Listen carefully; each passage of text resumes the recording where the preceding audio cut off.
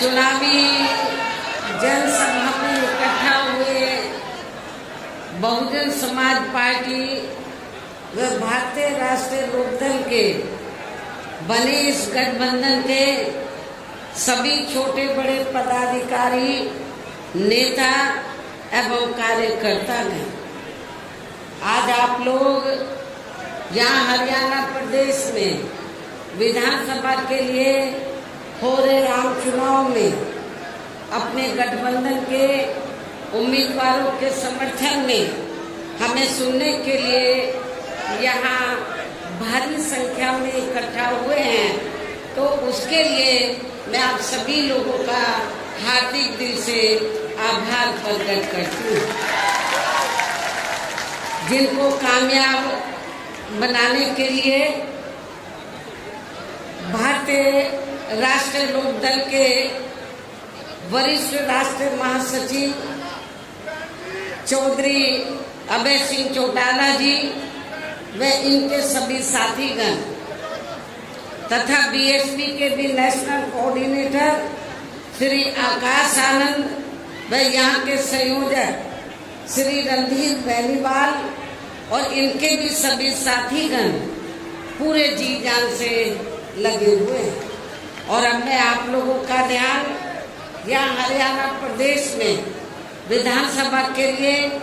हो रहे आम चुनाव में अपने इस बने गठबंधन की सरकार बनाने को लेकर कुछ जरूरी बातों की तरफ दिलाना चाहती हूँ। और इस संबंध में हमारी पार्टी का ये कहना है कि अपने देश को आजाद हुए व भारतीय संविधान को भी लागू हुए अब बरसों बीत चुके हैं और इस लंबी अवधि में केंद्र व आपके हरियाणा प्रदेश में भी विभिन्न विरोधी पार्टियों की सरकारें रही है। लेकिन दुख की बात यह है कि इस दौरान आपके हरियाणा प्रदेश में भी यहाँ विरोधी पार्टियों की रही सरकारों में सर्व समाज में से खासकर दलितों, आदिवासियों, पिछड़े वर्गों, मुस्लिम व अन्य धार्मिक अल्पसंख्यकों के साथ साथ गरीबों, मजदूरों, किसानों, व्यापारियों एवं अन्य मेहनतकश लोगों का भी पूर्ण रूप से विकास व उत्थान आदि नहीं हो सका। जिनकी सरकारों की गलत नीतियों एवं गलत कार्य प्रणाली आदि को अभी नहीं और ज्यादा आजमाने की जरूरत नहीं है। और इस मामले में खास तौर से मैं दलितों, आदिवासियों व अन्य पिछड़े वर्गों के लोगों को ये बताना चाहूंगी कि इन वर्गों को परम पूज्य बाबा साहब डॉक्टर भीमराव अंबेडकर के कड़े संघर्ष एवं अथक प्रयासों से भारतीय संविधान में मिले कानूनी अधिकारों में से विशेषकर सरकारी नौकरियों में जो इन्हें आरक्षण की सुविधा मिली है, तो उसे यहाँ पहले कांग्रेस की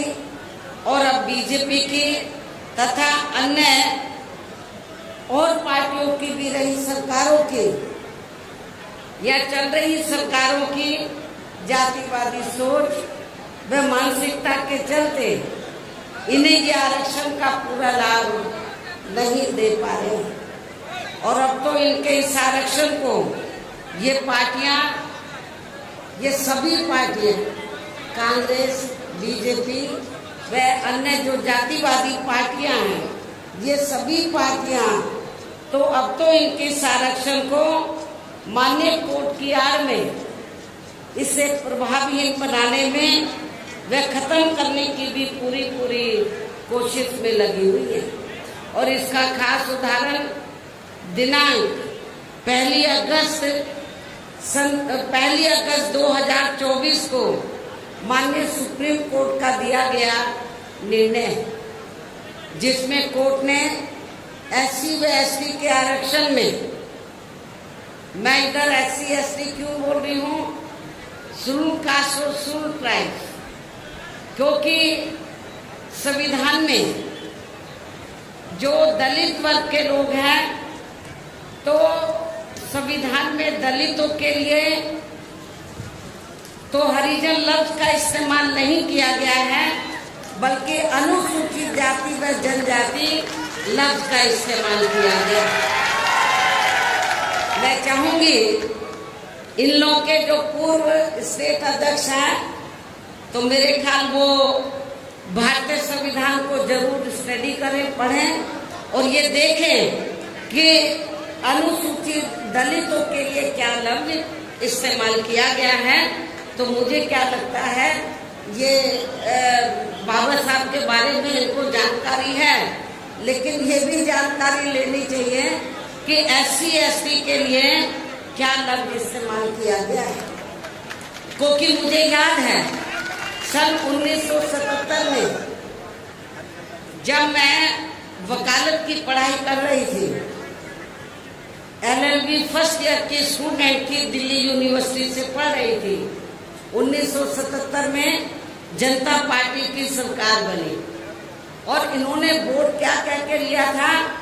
कि हम स्वर्गीय श्री बाबू जगजीवन राम जी को देश का प्रधानमंत्री बनाएंगे, जिसको कांग्रेस ने नहीं बनाया। कांग्रेस ने भी नहीं बनाया जिनको, और जनता पार्टी ने भी नहीं बनाया 77 में। तो दलित वर्ग के लोग, अनुसूचित जाति जनजाति वर्ग के लोग पूरे देश में बहुत नाराज थे, खफा थे। तो उस समय उन्होंने दिल्ली में एक 3 दिन का जाति तोड़ो सम्मेलन रखा और उसमें ऑल इंडिया की तरफ से, तो यूथ की तरफ से, नौजवानों की तरफ से मुझे उन्होंने इनवाइट किया बोलने के लिए। और जब मैं उस सम्मेलन में बोलने के लिए गई, तो वहां पर जितने भी जनता पार्टी के नेता थे, तो वो बार बार हरिजन हरिजन इस्तेमाल कर रहे थे। तो मैंने उनको कहा कि एक तरफ तो आप जाति तोड़ने की बात कर रहे हैं और दूसरी तरफ आप हरिजन कह रहे हैं। यदि हम इसको पॉजिटिव सेंस में ले, तो हम तो हरि का मतलब ईश्वर, हम तो ईश्वर की औलाद होगी, तो बाकी लोग क्या शैतान की औलाद है। ये मैंने 1977 में जब मुझे उन्होंने ऑल इंडिया की तरफ से इनवाइट किया, तो ये मैंने वहां पर बोला था। तो उधर ही जो जनता पार्टी के जो नेतागण लोग थे, उन्होंने माफी मांगी और कहा कि मैंने बोला कि आपको आज सरकार संविधान से चलती है और संविधान के हिसाब से आप लोगों को जो वीकर सेक्शन के लोग हैं, तो उनको अनुसूचित जाति जनजाति और अन्य पिछड़ा वर्ग बोलना चाहिए, तो ये ज्यादा बेहतर होगा। उनको रियलाइज करना पड़ा और ये कहना पड़ा कि बहन जी जो बोल रही है वो सही बोल रही है। तो मैं आपको ये बताना चाह रही थी, माननीय सुप्रीम कोर्ट ने भी 1 अगस्त 2024 को, इसी वर्ष, माननीय सुप्रीम कोर्ट का दिया गया निर्णय रिजर्वेशन को लेकर, जिसमें माननीय सुप्रीम कोर्ट ने, तो उन्होंने हरिजन नहीं बोला, ये जजमेंट आप उठा के देख लो, तो उन्होंने SC व ST के आरक्षण में वर्गीकरण व क्रीमी लेयर आदि को लागू करने की बात कही, जो नहीं होना चाहिए था। SC ST को जो रिजर्वेशन मिला है, परम पूज्य बाबा साहब डॉक्टर अंबेडकर के अथक प्रयासों से, उस रिजर्वेशन में अभी तक उसमें कोई अलग से रिजर्वेशन नहीं था जो बाबा साहब ने व्यवस्था की थी। SC ST के लिए रिजर्वेशन है, तो SC ST के लोगों को रिजर्वेशन मिलेगा, लेकिन रिजर्वेशन में से रिजर्वेशन की व्यवस्था बाबा साहब ने नहीं की थी। और रिजर्वेशन में से रिजर्वेशन का मतलब है शेड्यूल कास्ट को आपस में लड़ाना, SC ST को ये लड़ते रहे कि इसको कम मिला, इसको ज्यादा मिला है, जो ये नहीं होना चाहिए था, जो ये नहीं होना चाहिए था। लेकिन दुख की बात है कि सेंट्रल की ओर से बीजेपी की सरकार है, सेंट्रल में उनकी ओर से सरकारी वकील खड़े हुए, कांग्रेस के भी वकील खड़े हुए, और भी वकील खड़े हुए, उन्होंने माननीय सुप्रीम कोर्ट की हाँ में हाँ मिलाई, तो जिसकी वजह से तो जो देश में SC ST वर्ग के लोग हैं तो उनको आरक्षण में उनके आरक्षण में वर्गीकरण व क्रीमी लेयर आदि को लागू करने की बात उन्होंने कही, जो ठीक नहीं था। इस निर्णय से हमारी पार्टी बिल्कुल भी सहमत नहीं है। और यदि इन वर्गों के आरक्षण के मामले में केंद्र की वर्तमान भाजपा सरकार, जो बीजेपी भी कहती है कि हम आरक्षण के पक्षधर हैं, तो यदि इन वर्गों के आरक्षण के मामले में केंद्र की वर्तमान भाजपा सरकार की भी नीति व नियत साफ होती, तो फिर ये सरकार माननीय सुप्रीम कोर्ट के आरक्षण को लेकर आए इस निर्णय को बिना कोई देरी किए हुए उसे निष्प्रभावी बनाने व पूर्व की स्थिति में लाने के लिए संसद का विशेष सत्र बुलाकर फिर संवैधानिक संशोधन विधेयक जरूर लाती और उसे विपक्ष को साथ में लेकर पास भी जरूर कराती। और इतना ही नहीं, बल्कि इसके लिए कांग्रेस व इनके इंडिया गठबंधन ने अभी तक भी केंद्र सरकार पर कोई दबाव नहीं बनाया। ना तो केंद्र में बीजेपी की सरकार संवैधानिक संशोधन विधेयक लाई इस जजमेंट के खिलाफ, और ना ही इंडिया गठबंधन ने, बाहर तो वो दबी जबान में कहते हैं हम आरक्षण के पक्ष में हैं, लेकिन पार्लियामेंट के अंदर उन्होंने इसके लिए कोई आवाज नहीं उठाई। और ऐसा करना तो बहुत दूर की बात रही, बल्कि इन्होंने माननीय सुप्रीम कोर्ट के इस निर्णय पर, इस आए निर्णय पर अभी तक कुछ भी खुलकर नहीं बोला है। और इस मामले में केंद्र की भाजपा सरकार व अधिकांश सभी विरोधी पार्टियां अभी तक भी चुप्पी साधे हुए हैं। यहाँ मैं ये भी बता देना चाहती हूँ कि माननीय कोर्ट ने SC ST आरक्षण में वर्गीकरण करने व क्रीमी लेयर आदि को भी लागू करने का ये कार्य अब पहले संसद के पास था, राष्ट्रपति के पास था, लेकिन अब ये कार्य भी इन्होंने राज्य सरकारों के ऊपर छोड़ दिया है। हर स्टेट में राज्य सरकारों के ऊपर छोड़ दिया है, जो अपने हिसाब से इसका पूरा राजनीतिक फायदा भी उठाएंगे। उनके ऊपर है किसको कितना आरक्षण देना है, SC ST में से किसको कम देना है, किसको ज्यादा देना है, किसको नहीं देना है। पहले संसद और पार्लियामेंट के पास ये पावर, पहले संसद और प्रेसिडेंट के पास पावर थी, लेकिन इस जजमेंट में माननीय सुप्रीम कोर्ट ने ये पावर भी राज्य सरकारों को दे दी, जो अब अपने हिसाब से इसका पूरा राजनीतिक फायदा भी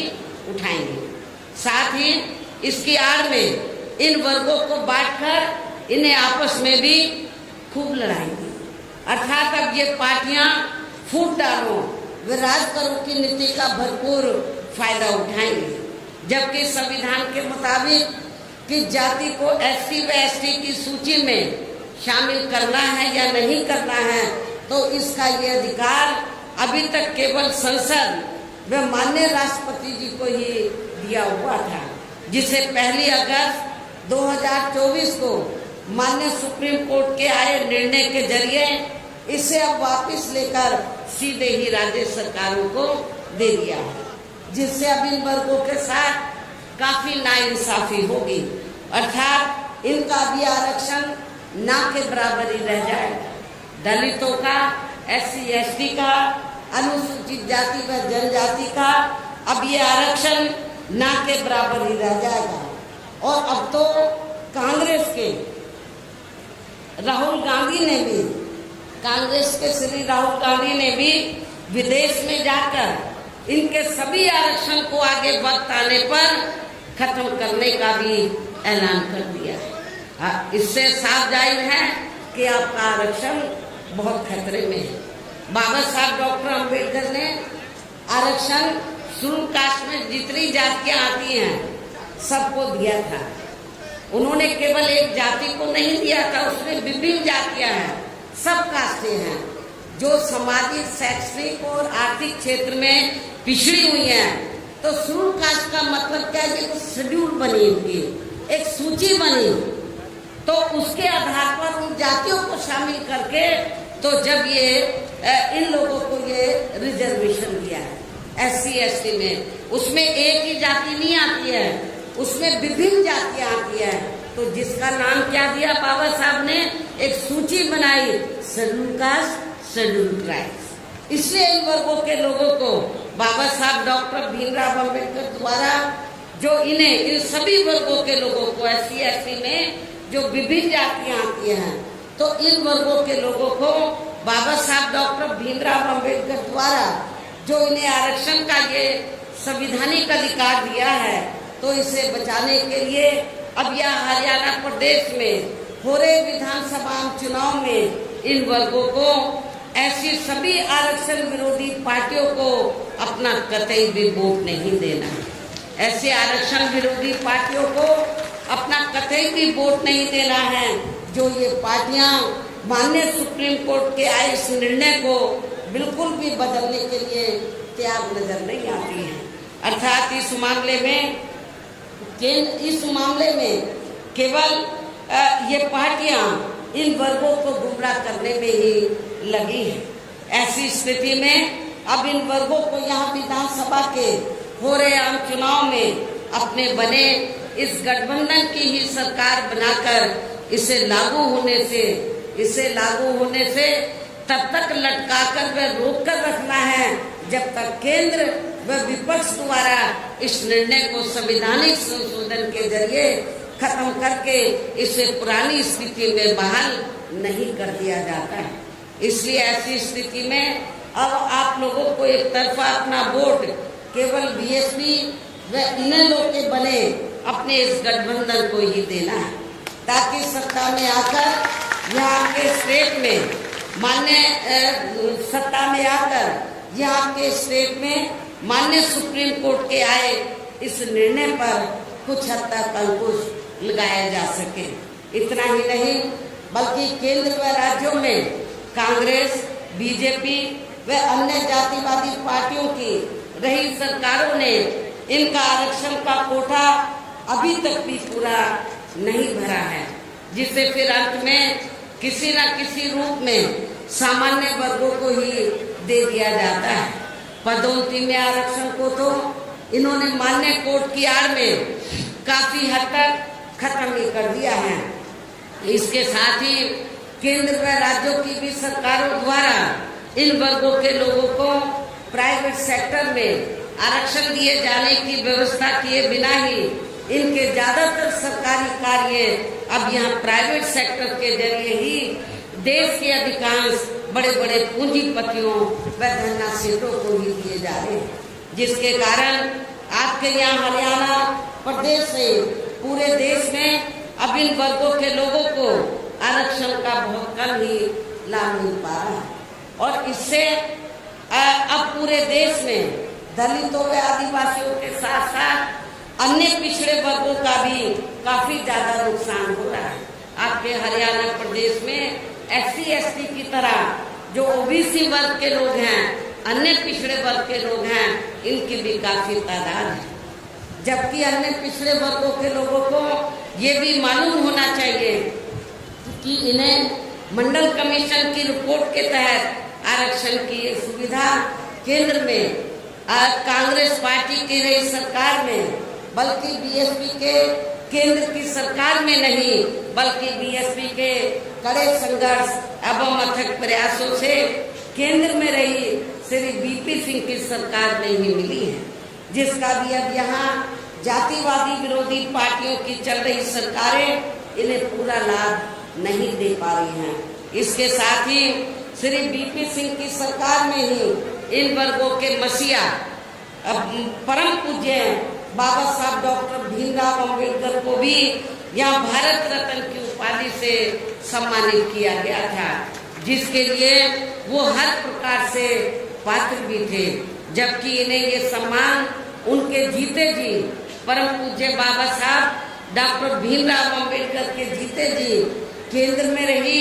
कांग्रेस पार्टी की सरकार में बहुत पहले मिल जाना चाहिए था, लेकिन कांग्रेस पार्टी की सरकार ने इनके देहांत के बाद भी इन्हें काफी समय तक ये सम्मान नहीं दिया। इससे इन वर्गों के प्रति इस कांग्रेस पार्टी की हीन व जातिवादी मानसिकता साफ झलकती है। इतना ही नहीं बल्कि इनके कारवां को आगे बढ़ाने वाले वे हर मामले में समर्पित रहे व्यक्तित्व मान्यवर श्री कांशीराम जी के देहांत होने पर केंद्र में रही इसी कांग्रेस पार्टी की सरकार ने इनके सम्मान में एक दिन का भी राष्ट्रीय शोक घोषित नहीं किया था। इसके साथ ही इन वर्गों के लोगों को जुर्म जाति से निजात दिलाने के लिए जो भी यहाँ नियम व कानून आदि बने हैं तो उन पर भी केंद्र व राज्यों की सरकारें सही से अमल नहीं कर पा रही हैं, जिससे अब यह खासकर दलितों, आदिवासियों व अन्य पिछड़े वर्गों के ऊपर शोषण करने वाले लोगों का मनोबल और भी ज्यादा बढ़ रहा है। और ये सब हमें यहाँ आपके हरियाणा प्रदेश में भी काफी कुछ देखने के लिए मिल रहा है। इसी प्रकार हमें पूरे देश में मुस्लिम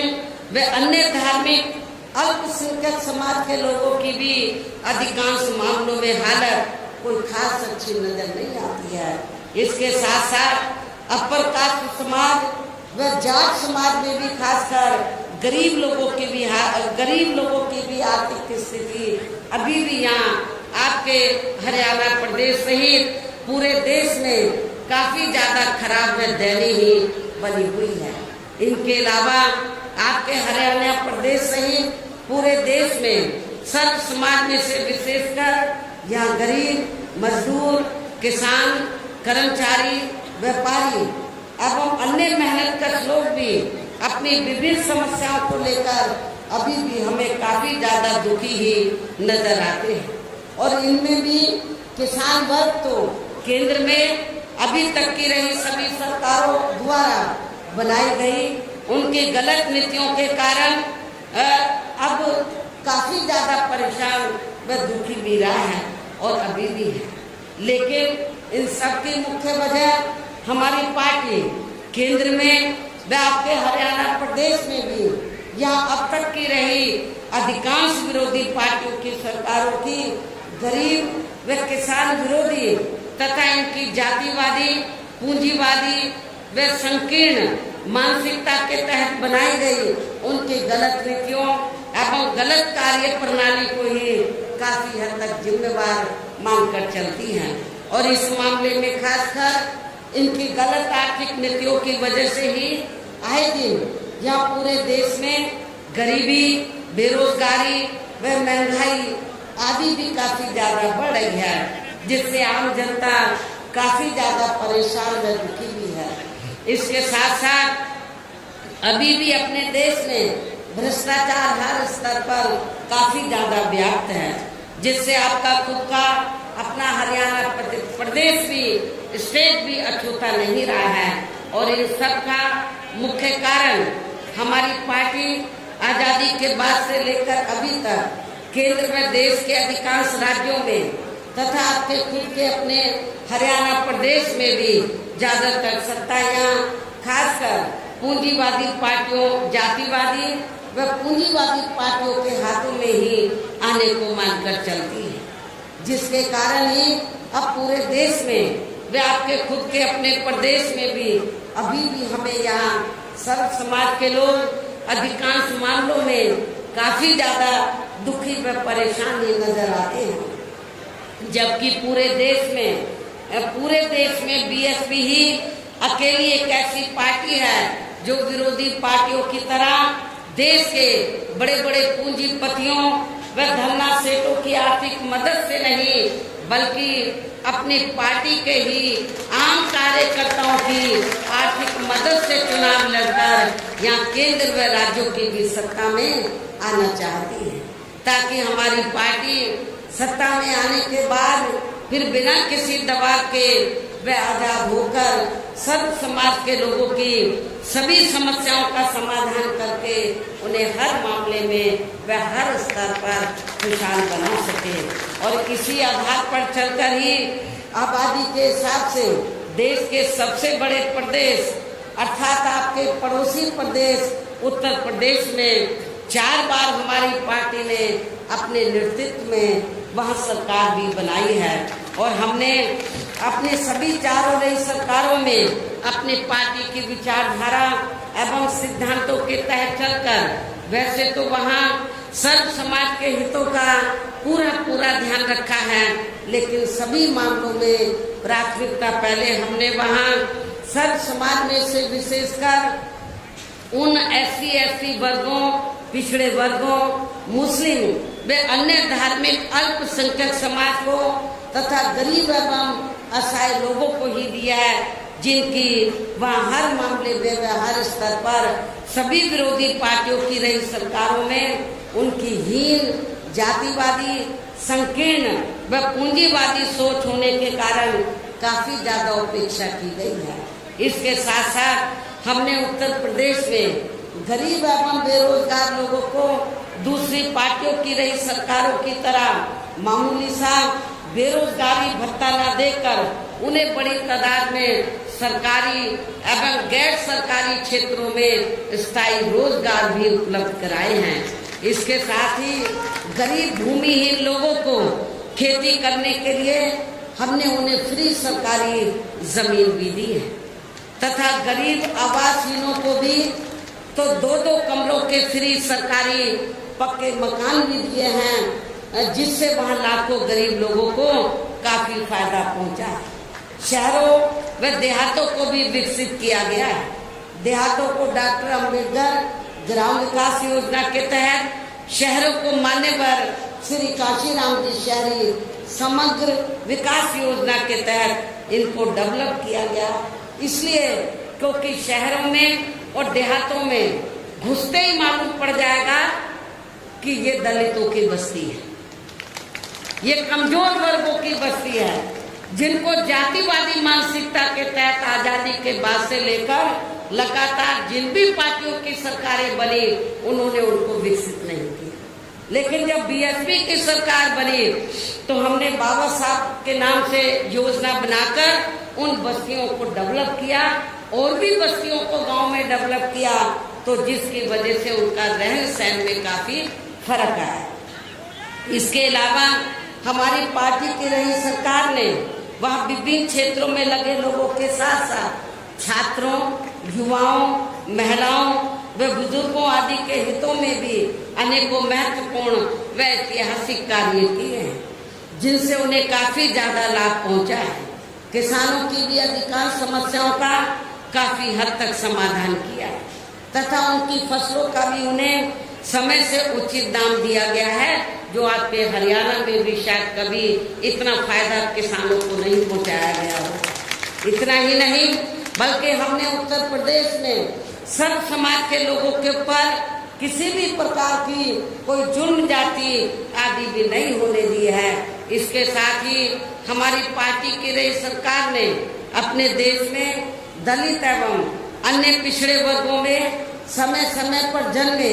यहाँ महान संतों, गुरुओं व महापुरुषों में भी खासकर महात्मा ज्योतिराव फूले, छत्रपति साहू जी महाराज, श्री नारायणा गुरु, बाबा साहब डॉक्टर भीमराव अम्बेडकर एवं मान्यवर श्री काशीराम जी आदि को भी विभिन्न रूपों में पहली बार वहाँ पूरा आदर सम्मान दिया है,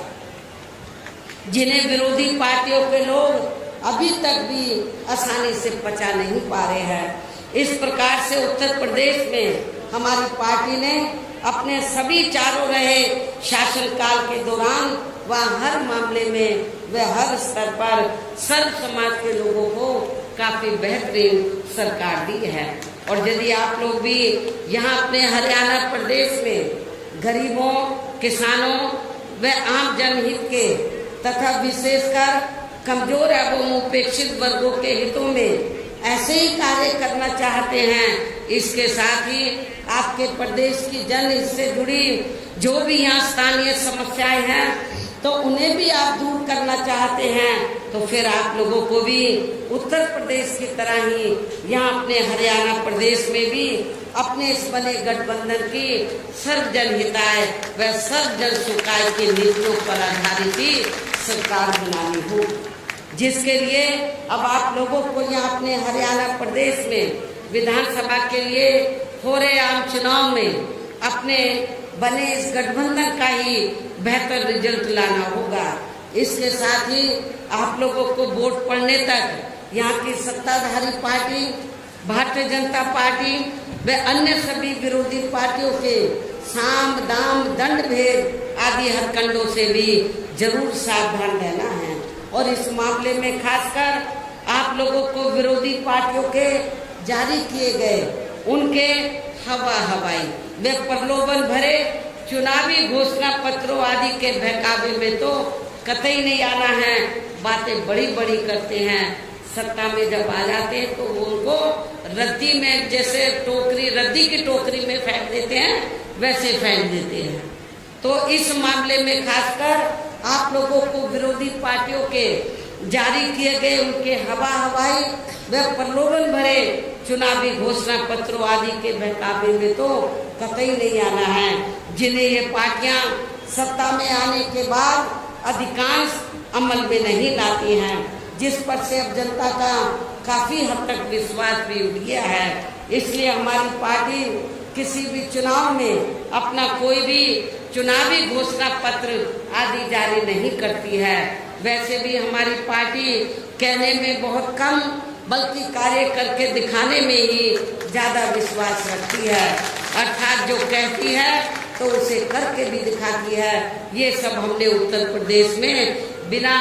चुनावी घोषणा पत्र के जारी किए हुए ही 4 बार सरकार बनाकर सरकार बनने के बाद तब हमने ये घोषणा की हम ये काम करेंगे सरकार का बजट देखकर। और अब संक्षेप में मेरा यही कहना है कि आप लोगों को अपने खुद के व अपने हरियाणा प्रदेश के भी हित में यहाँ बीएसपी व इनेलो के बने अपने इस गठबंधन की ही सरकार बनाना बहुत जरूरी है। और अब आप लोगों को अपने इस गठबंधन के ही उम्मीदवारों को ज्यादा से ज्यादा कामयाब बनाना है, जिसके लिए बीएसपी के उम्मीदवारों को हाथी चुनाव चिन्ह के सामने वाले बटन को दबाकर तथा राष्ट्रीय लोकदल के उम्मीदवारों को चश्मा चुनाव चिन्ह के सामने वाले बटन को दबा के उन्हें जरूर जिताना है। इस प्रकार से आप लोगों को अपने बने इस गठबंधन की ही पूर्ण बहुमत की सरकार बनाना है। और सरकार बनने पर फिर गठबंधन की ओर से आपके हरियाणा प्रदेश का मुख्यमंत्री चौधरी श्री अभय चौटाला जी को ही बनाया जाएगा, जिनको मेरे आशीर्वाद के साथ साथ इनके पिता चौधरी ओम प्रकाश चौटाला जी का भी पूरा आशीर्वाद प्राप्त है। वैसे स्वर्गीय चौधरी देवीलाल जी का भी हमेशा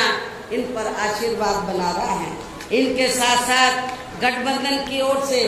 बीएसपी का एक डिप्टी सीएम दलित वर्ग का अमृत दरबारी दलित वर्ग का तथा दूसरा डिप्टी सीएम अन्य पिछड़ा वर्ग या अपर कास्ट समाज में से ही बनाया जाएगा। और ये डिप्टी सीएम ये दोनों डिप्टी सीएम कौन होंगे इसका फैसला चुनाव का नतीजा आने के बाद ही किया जाएगा। इन्हीं जरूरी बातों के साथ ही अब मैं आप सभी लोगों से अपने बने इस गठबंधन के अधिकांश उम्मीदवारों को जिताकर अपनी यहाँ गठबंधन की ही सरकार जरूर बनाना है। इस उम्मीद के साथ ही अब मैं केंद्र सरकार से देश में जातीय जनगणना कराने के लिए भी विशेष अनुरोध करती हूँ, जिसको पहले केंद्र में रही कांग्रेसी सरकार ने और अब वर्तमान में चल रही बीजेपी की सरकार ने भी इसे अभी तक भी लटका के रखा हुआ है, जो उचित नहीं है। इसके लिए भी इनसे विशेष आग्रह के साथ ही और अपने गठबंधन के उम्मीदवारों को ज्यादा से ज्यादा जिताने की पुरजोर अपील करते हुए अब मैं अपनी बात यहीं समाप्त करती हूँ। धन्यवाद। जय भीम व जय भारत।